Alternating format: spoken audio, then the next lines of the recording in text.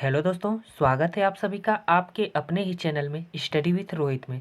तो दोस्तों, आज की क्लास में हम देखेंगे यूपी ट्रिपल एससी पेट का मॉक टेस्ट। और दोस्तों, पेट के सिलेबस से 7 सब्जेक्ट से मैंने 35 क्वेश्चन लिए हैं। हर सब्जेक्ट से 5-5 क्वेश्चन हैं। और दोस्तों, पेट के सिलेबस भारतीय इतिहास से 5 क्वेश्चन, भारतीय राष्ट्रीय आंदोलन से 5 क्वेश्चन, भूगोल से 5 क्वेश्चन, भारतीय अर्थव्यवस्था से 5 क्वेश्चन, भारतीय संविधान से 5 क्वेश्चन, सामान्य विज्ञान से 5 क्वेश्चन और सामान्य हिंदी से 5 क्वेश्चन इस मॉक टेस्ट में लिया हूँ। तो आप लोग लास्ट तक क्लास ज़रूर देखिएगा। तो चलिए बिना देरी करते हुए आज की क्लास शुरू करते हैं। दोस्तों, ये सभी प्रश्न मैंने महत्वपूर्ण लिए हैं, तो आप लोग हर क्वेश्चन का उत्तर ज़रूर दीजिएगा कमेंट बॉक्स में और लास्ट में अपना स्कोर ज़रूर बताइएगा। आज का पहला प्रश्न है, गुप्त वंश का संस्थापक कौन था? तो दोस्तों, आपको इसका आंसर बताना है। गुप्त वंश का संस्थापक कौन था? तो इसका राइट आंसर ऑप्शन सी होगा, श्रीगुप्त। गुप्त वंश का संस्थापक श्रीगुप्त था। नेक्स्ट क्वेश्चन है, क्वेश्चन 2 है, सिंधु घाटी स्थल कालीबंगा किस प्रदेश में है? तो दोस्तों, आपको इसका आंसर बताना है कि सिंधु घाटी स्थल कालीबंगा किस प्रदेश में है। तो इसका राइट आंसर होगा ऑप्शन ए, राजस्थान में। सिंधु घाटी स्थल कालीबंगा राजस्थान में है, तो इसका राइट आंसर ए हो जाएगा। अगला क्वेश्चन है, क्वेश्चन 3 है, हवा महल कहाँ अवस्थित है? तो दोस्तों, इन चारों ऑप्शनों में गलत दिया है ऑप्शन। इसकी जगह पर जयपुर रहेगा, यही सही हो जाएगा, जयपुर। हवा महल जयपुर राजस्थान में स्थित है, तो इसका राइट आंसर ऑप्शन डी हो जाएगा, जयपुर में। ये रायपुर दोस्तों, ये गलत ऑप्शन हो गया है। हवा महल जयपुर राजस्थान में स्थित है। अगला क्वेश्चन है, क्वेश्चन 4 है, पानीपत का प्रथम युद्ध कब हुआ? तो इसका राइट आंसर आपको बताना है दोस्तों कि पानीपत का प्रथम युद्ध कब हुआ था। तो इसका राइट आंसर होगा ऑप्शन बी, 21 अप्रैल सन 1526 को। 21 अप्रैल सन 1526 को पानीपत का प्रथम युद्ध हुआ था। और किनके बीच हुआ था? तो बाबर और इब्राहिम लोदी के बीच हुआ था। अगला क्वेश्चन है,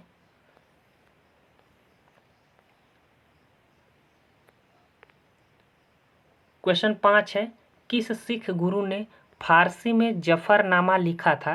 तो दोस्तों, आप लोग कमेंट बॉक्स में ज़रूर इसका उत्तर बताइए कि किस सिख गुरु ने फारसी में जफरनामा लिखा था। तो इसका राइट आंसर होगा दोस्तों ऑप्शन सी, गुरु गोविंद सिंह।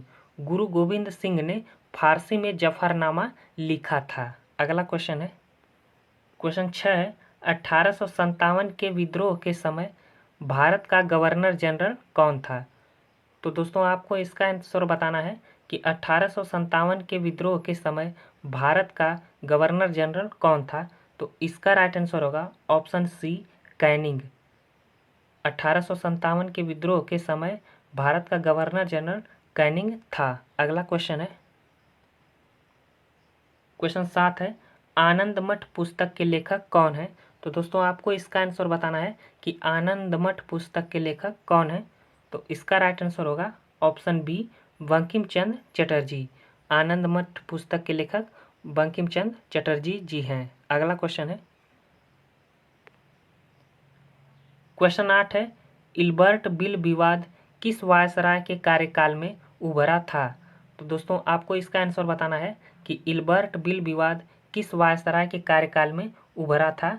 तो इसका राइट आंसर होगा दोस्तों ऑप्शन ए, रिपन के समय में। इल्बर्ट बिल विवाद रिपन के समय में उभरा था। अगला क्वेश्चन है, क्वेश्चन 9 है, भारतीय राष्ट्रीय कांग्रेस की स्थापना की गई वर्ष? भारतीय राष्ट्रीय कांग्रेस की स्थापना किस वर्ष की गई? दोस्तों, आपको इसका आंसर बताना है। तो इसका राइट आंसर होगा ऑप्शन सी, 1885 में। 1885 में कांग्रेस की स्थापना की गई ए ओ ह्यूम के द्वारा। और कांग्रेस के प्रथम अध्यक्ष व्योमेश चंद्र बनर्जी थे और कांग्रेस की स्थापना 1885 में मुंबई में की गई थी। अगला क्वेश्चन है, क्वेश्चन 10 है, 1905 में बंगाल विभाजन किस वायसराय ने किया? तो इसका राइट आंसर होगा ऑप्शन बी, कर्जन ने। 1905 में बंगाल विभाजन कर्जन ने किया था। अगला क्वेश्चन है,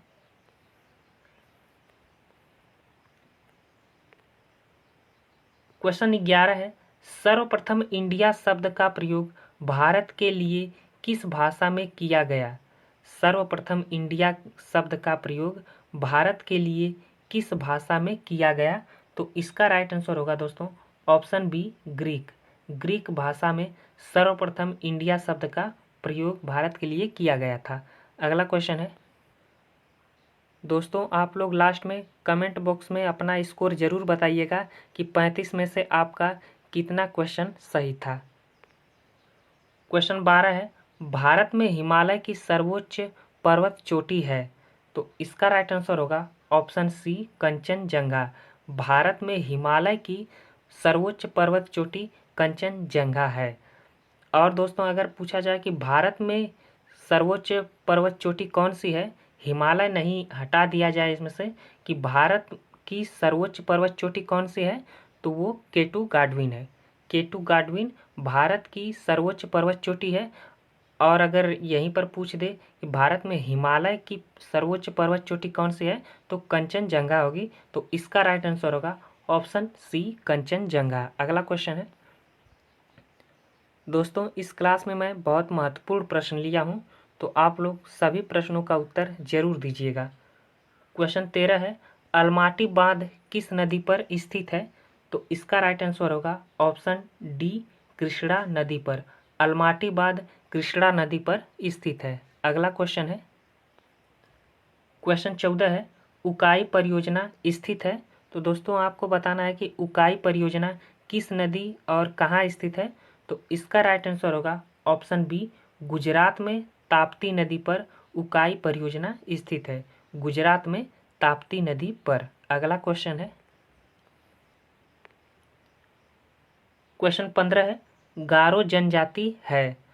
तो दोस्तों आपको इसका आंसर बताना है कि गारो जनजाति कहाँ की है? तो इसका राइट आंसर होगा ऑप्शन डी, मेघालय। गारो जनजाति मेघालय में निवास करती हैं। और दोस्तों दो मेघालय में जनजातियाँ फेमस है, तो उसका नाम है, एक गारो जनजाति है, खासी और जैंतिया। ये तीन जनजाति, गारो, खासी और जैंतिया, ये तीन जनजाति मेघालय की प्रसिद्ध जनजातियाँ हैं। अगला क्वेश्चन है, क्वेश्चन 16 है, भारतीय अर्थव्यवस्था कैसी है? तो इसका आंसर आपको बताना है कि भारतीय अर्थव्यवस्था कैसी है। तो इसका राइट आंसर होगा ऑप्शन डी, मिश्रित अर्थव्यवस्था। भारतीय अर्थव्यवस्था मिश्रित अर्थव्यवस्था है। अगला क्वेश्चन है, क्वेश्चन 17 है, भारत में कृषि का कितना प्रतिशत भाग सिंचित है? तो इसका आपको आंसर बताना है कि भारत में कृषि का कितना प्रतिशत भाग सिंचित है। तो इसका राइट आंसर होगा ऑप्शन ए, 1/3।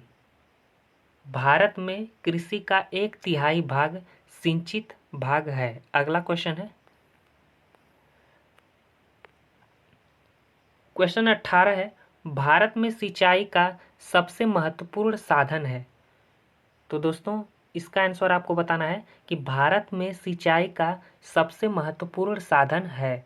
तो इसका राइट आंसर होगा ऑप्शन ए, नहरें। भारत में सिंचाई का महत्वपूर्ण साधन नहरें हैं। अगला क्वेश्चन है, क्वेश्चन 19 है, भारत में प्रथम रेलवे लाइन का निर्माण कहाँ हुआ था?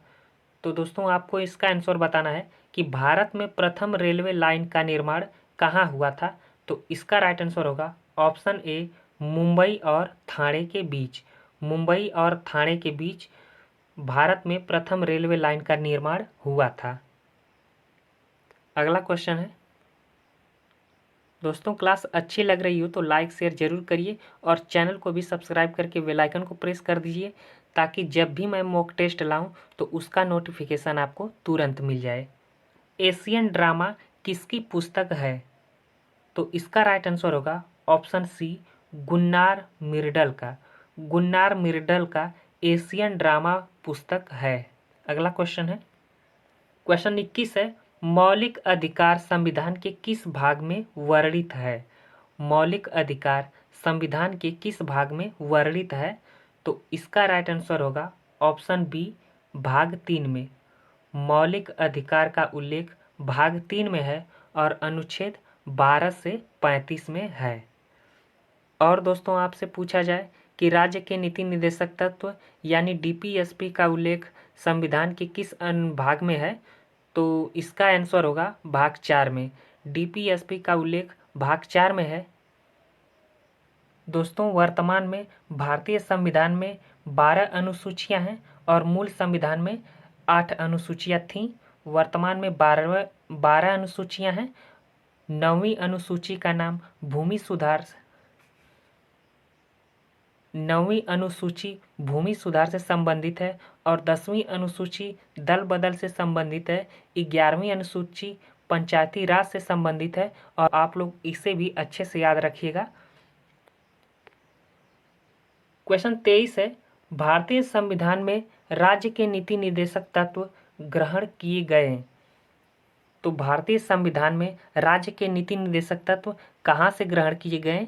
तो इसका राइट आंसर होगा ऑप्शन बी, आयरलैंड से। आयरलैंड से राज्य के नीति निर्देशक तत्व संविधान में ग्रहण किए गए और राज्य के नीति निर्देशक तत्व यानी डीपीएसपी का उल्लेख अनुच्छेद 36 से 51 तक है। अगला क्वेश्चन है, क्वेश्चन 24 है, भारतीय राज्यों में राज्यपाल की नियुक्ति कौन करता है? तो भारतीय राज्यों में राज्यपाल की नियुक्ति कौन करता है, इसका आंसर बताना है। तो इसका राइट आंसर होगा ऑप्शन डी, राष्ट्रपति। राष्ट्रपति राज्यों में राज्यपाल की नियुक्ति करता है। अगला क्वेश्चन है, क्वेश्चन 25 है, किस राज्य में विधानसभा सदस्यों की संख्या सबसे अधिक है? तो इसका आंसर बताना है आपको कि किस राज्य में विधानसभा सदस्यों की संख्या सबसे अधिक है। तो इसका राइट आंसर होगा ऑप्शन बी, उत्तर प्रदेश में। उत्तर प्रदेश में विधानसभा सदस्यों की संख्या सबसे अधिक है। यहाँ पर विधानसभा सदस्यों की सीटों की संख्या 403 है। अगला क्वेश्चन है, क्वेश्चन 26 है, नोबेल पुरस्कार अल्फ्रेड नोबेल के नाम से शुरू हुआ जिन्होंने खोज की थी। तो दोस्तों आपको बताना है कि अल्फ्रेड नोबेल किसका खोज किए थे। तो इसका राइट आंसर होगा ऑप्शन डी, डायनामाइट का। डायनामाइट का खोज अल्फ्रेड नोबेल ने किया था और इन्हीं के नाम पर नोबेल पुरस्कार रखा गया। अगला क्वेश्चन है, क्वेश्चन 27 है, प्रकाश वर्ष का मात्रक है। प्रकाश वर्ष का मात्रक है। तो इसका राइट आंसर है ऑप्शन ए, दूरी का। प्रकाश वर्ष दूरी का मात्रक है। अगला क्वेश्चन है,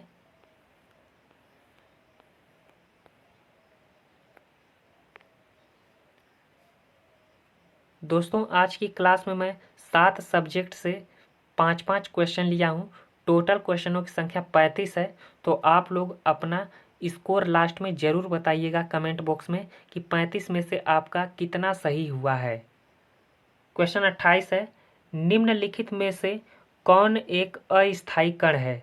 निम्नलिखित में से कौन एक अस्थायी कण है? तो इसका राइट आंसर है ऑप्शन सी, न्यूट्रॉन। न्यूट्रॉन अस्थायी कण है और न्यूट्रॉन की खोज जेम्स चैडविक ने की थी और इलेक्ट्रॉन की खोज थॉमसन ने की थी और प्रोटॉन की रदरफोर्ड ने की थी। अगला क्वेश्चन है, क्वेश्चन 29 है, फीडोलॉजी में अध्ययन किया जाता है। तो दोस्तों आपको बताना है कि फीडोलॉजी में किसका अध्ययन किया जाता है। तो इसका राइट आंसर है ऑप्शन बी, भूमि का। फीडोलॉजी में भूमि का अध्ययन किया जाता है। अगला क्वेश्चन है, क्वेश्चन 30 है, किस श्रृंखला में प्राथमिक उपभोक्ता होता है? इसका आंसर बताना है कि किस श्रृंखला में प्राथमिक उपभोक्ता होता है। तो इसका राइट आंसर है ऑप्शन बी, शाकाहारी। शाकाहारी प्राथमिक उपभोक्ता होता है। अगला क्वेश्चन है, क्वेश्चन 31 है, भाषा की सबसे छोटी इकाई है। तो आपको इसका आंसर बताना है कि भाषा की सबसे छोटी इकाई कौन सी है? तो इसका राइट आंसर होगा ऑप्शन डी, वर्ण। वर्ण भाषा की सबसे छोटी इकाई है। अगला क्वेश्चन है क्वेश्चन 32 है, निम्न में से कंठ ध्वनियाँ कौन सी है? तो निम्न में से कंठ ध्वनियाँ कौन सी है, इसका आंसर बताना है कि कंठ से किसका उच्चारण होता है। तो इसका राइट आंसर होगा ऑप्शन ए, क और ख का। क ख का उच्चारण कंठ ध्वनियाँ से होता है। अगला क्वेश्चन है क्वेश्चन 33 है, अरविंद का पर्यायवाची शब्द है। तो अरविंद का पर्यायवाची शब्द कौन सा है, इसका आंसर आपको बताना है। तो इसका राइट आंसर हो जाएगा ऑप्शन सी, कमल। अरविंद का पर्यायवाची शब्द कमल है। अगला क्वेश्चन है क्वेश्चन 34 है, विस्तार का विलोम शब्द है।